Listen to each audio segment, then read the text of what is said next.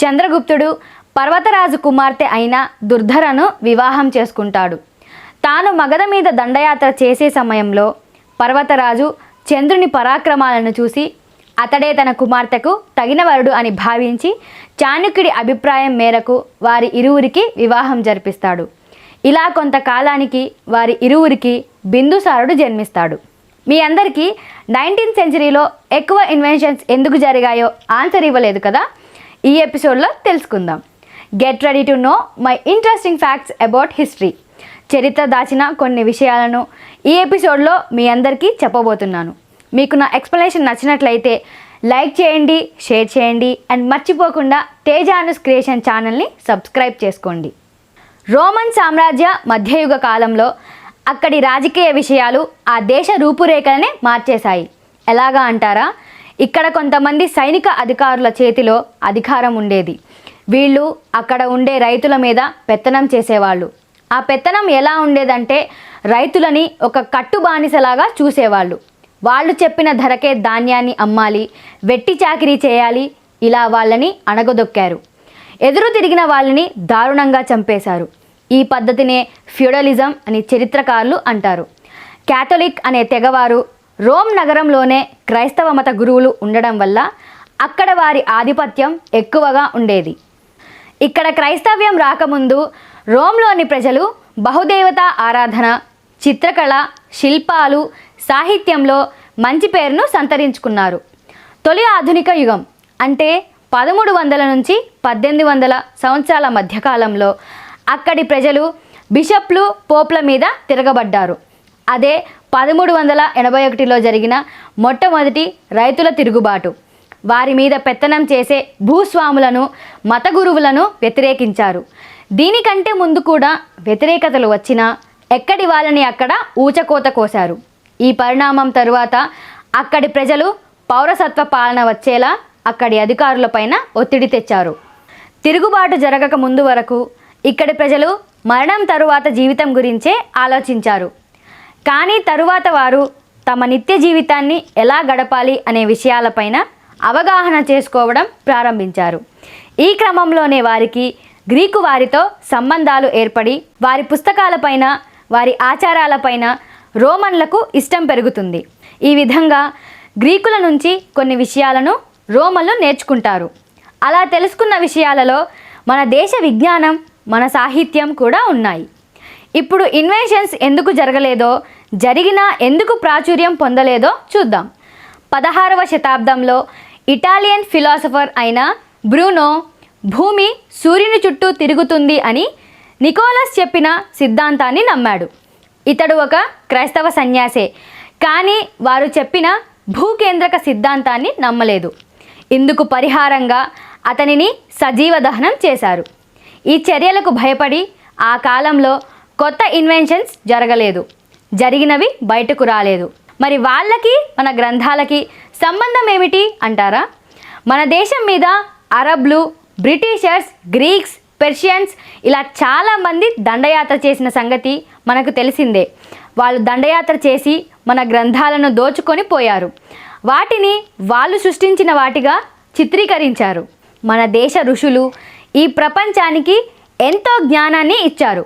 అవి ఏంటో, వాటి నుంచి ఈరోజు మోడ్రన్ సైన్స్ అండ్ టెక్నాలజీ ఎలా అభివృద్ధి చెందిందో చూద్దాం. మన అందరికీ తెలుసు, జీరోని లేకుండా మనం ఈ ప్రపంచాన్ని ఊహించుకోలేము. దాన్ని కనిపెట్టింది the great Indian mathematician Aryabhatta. మన దేవనాగరి లిపిలో సున్నాని శూన్య అని పిలిచేవారు. దీనినే అరబ్లు వారి భాషలోకి తర్జుమా చేసుకున్నారు. దేవనాగరి లిపి 1 నుంచి 4వ CE మధ్యకాలంలో అభివృద్ధి చేసిన 7వ CE నుంచి దానిని ఎక్కువగా వాడుకలో ఉన్న భాషగా గుర్తించారు. ఏ థియరీ ఆఫ్ ఆటమ్, పరమాణు సిద్ధాంతం. జాన్ డాల్టన్ పరమాణు సిద్ధాంతాన్ని కనిపెట్టడానికి 2600 సంవత్సరాల పూర్వమే కణ్వ మహర్షి, అదే మన కణనాథుడు, ఈ సమస్త విశ్వానికి మూలం అణువు అని పేర్కొన్నాడు. ఈయన ద్వయానుక, త్రయానుక అనే పదాలను, వాటి లక్షణాలను వివరించారు.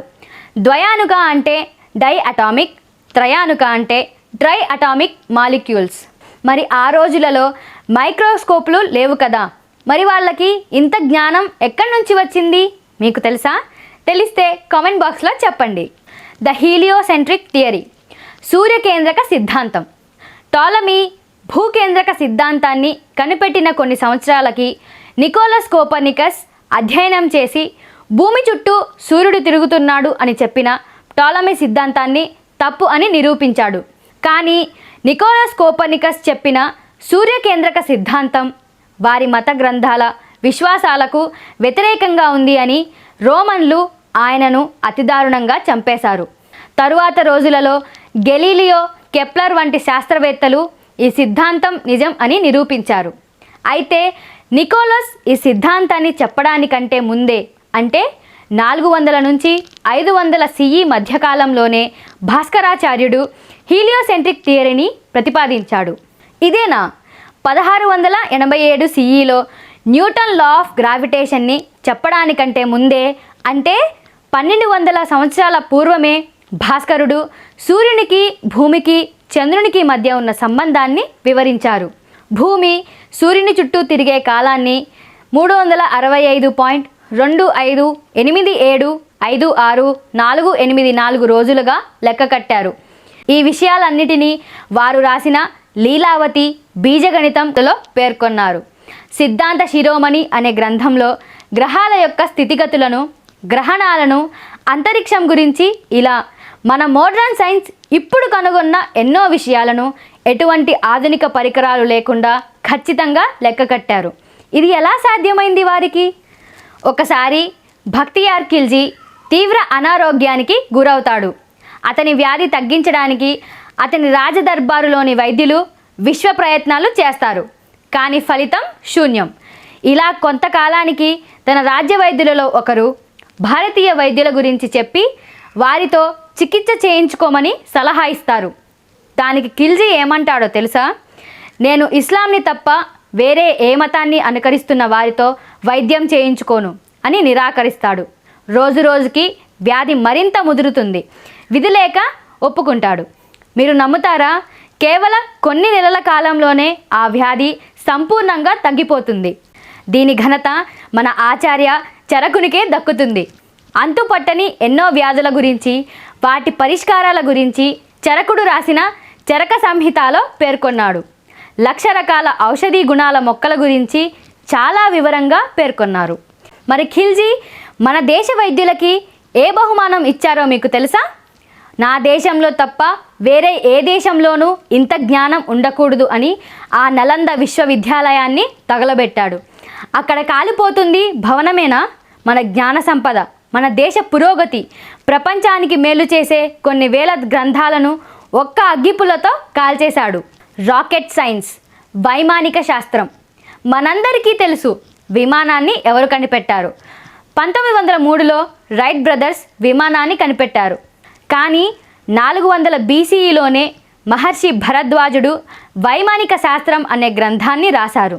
ఇందులో మన పురాణాలలో వినే పుష్పక విమానాల గురించి, వాటి కొలతలు, తుఫానులు, మెరుపుల నుంచి విమానాన్ని ఎలా కాపాడాలో, సోలార్ మరియు విండ్ ఎనర్జీని వాడి విమానాన్ని ఎలా నడపాలో చెప్పారు. నిజంగా ఎంత గొప్పది కదా మన విజ్ఞానం. ఫాదర్ ఆఫ్ సర్జరీ సుశ్రుత మహర్షి. 1500 BCEలోనే సుశ్రుత మహర్షి తాను రాసిన సుశ్రుత సంహితలో వివరించారు. ఈరోజు మన ఆధునిక వైద్యులు చేయలేని ఎన్నో ఆపరేషన్స్ని ఆ రోజులలోనే విజయవంతంగా చేశారు. Cataract, artificial limbs, rhinoplasty, plastic surgery, brain surgery, 300 విధాల సర్జికల్ పద్ధతులు, 125 సర్జికల్ ఇన్స్ట్రుమెంట్స్ని తన గ్రంథంలో పొందుపరిచారు. బ్రహ్మాండ వ్యాప్త దేహభాసిత హిమరుజ. యజుర్వేదం ప్రకారం అండం అంటే గుడ్డు. ఇది గ్యాలక్సీ యొక్క రూపురేఖలను చెప్తుంది. పూర్వం విదేశీయులు భూమి బల్లపరుపుగా ఉండేది అని నమ్మేవారు. కానీ మన భారతీయులే భూమిని భూగోళం అని పిలిచేవారు. గోళం అంటే మీ అందరికీ తెలుసు కదా. ఇప్పుడు చెప్పండి, ఎవరిది జ్ఞానం, ఎవరిది అజ్ఞానం? హయగ్రీవ మహాముని ఈ విశ్వం ఎలా ఏర్పడిందో ఈ విధంగా చెప్పారు. పరంజ్యోతి, పరంధామ, పరమాణు, పరాత్పర. అణు అంటే ఆటం, పరమాణు అంటే సబ్ అటామిక్ పార్టికల్ అని లలితా సహస్రనామంలో ఉన్న విషయాన్ని మనందరికీ వివరించారు.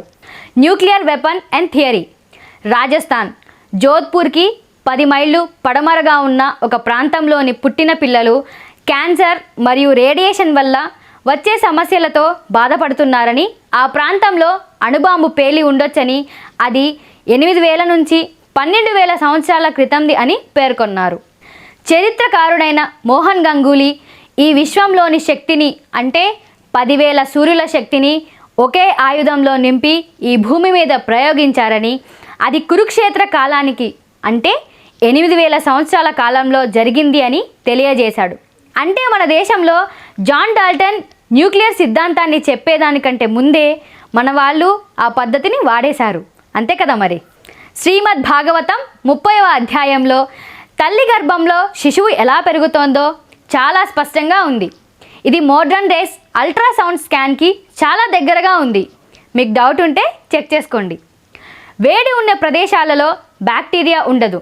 అందుకే డాక్టర్స్ వాడే ఆపరేషన్ ఎక్విప్మెంట్ని వేడి నీళ్ళలో శుభ్రం చేస్తారు. కానీ మన ఋషులు జీవం ప్రతి చోట ఉంటుందని, అగ్ని వేడి అందుకు మినహాయింపు కాదు అని తెలిపారు. ఈ మాటలను నిజం చేస్తూ మన ఆధునిక సైంటిస్టులు ఫైర్ బ్యాక్టీరియాని కనుగొన్నారు. ఇప్పుడు చెప్పండి, మన దగ్గర టెక్నాలజీ లేదా? మనం ఎవరి దగ్గర నుంచి నేర్చుకోవాలి? మన దగ్గర ఉన్న విషయాలను, విజ్ఞానాన్ని వాళ్ళ దేశానికి తరలించి మనతోనే మన గ్రంథాలు, వేదాలు విలువలేనివి అని ప్రచారం చేశారు. Shivaji Maharaj great, Maharana Pratap great, Chandragupta Maurya great అని అనాల్సిన మనం అక్బర్ గ్రేట్, అలెగ్జాండర్ గ్రేట్ అంటున్నాం. వివేకానందుని విస్మరించాం, నేతాజీని గాలి కొదిలేశాం. ఇకనైనా నిజమేదో అబద్ధమేదో గ్రహిద్దాం. మరి మీ డౌట్స్ అన్నీ క్లియర్ అయ్యాయని నేను అనుకుంటున్నాను. సరే, మనం మన స్టోరీని కంటిన్యూ చేద్దాం.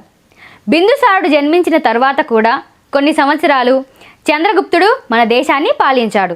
అతని సామ్రాజ్యాన్ని దేశ నలుమూలలకు విస్తరించాడు. హేమచంద్ర, భద్రేశ్వర కహావళి వంటి జైన రచయితలు 12వ శతాబ్దపు గ్రంథాల ఆధారంగా మహావీరుడు మరణించిన 155 సంవత్సరాల తరువాత చంద్రగుప్తుడు సింహాసనాన్ని అధిష్ఠించాడని తెలిపారు. అలెగ్జాండర్ మరణం తర్వాత సెల్యూకస్ కూతురైన హెలీనాని చంద్రుడు వివాహం చేసుకున్నాడు అని కొన్ని కథనాలు ఉన్నాయి. 320 BCEలో పూర్వనంద భూభాగాల మీద నియంత్రణ సాధించిన తరువాత సంవత్సరంలో చంద్రుడు ఉత్తర భారతదేశంలో తన పాలనను పటిష్టం చేయసాగాడు.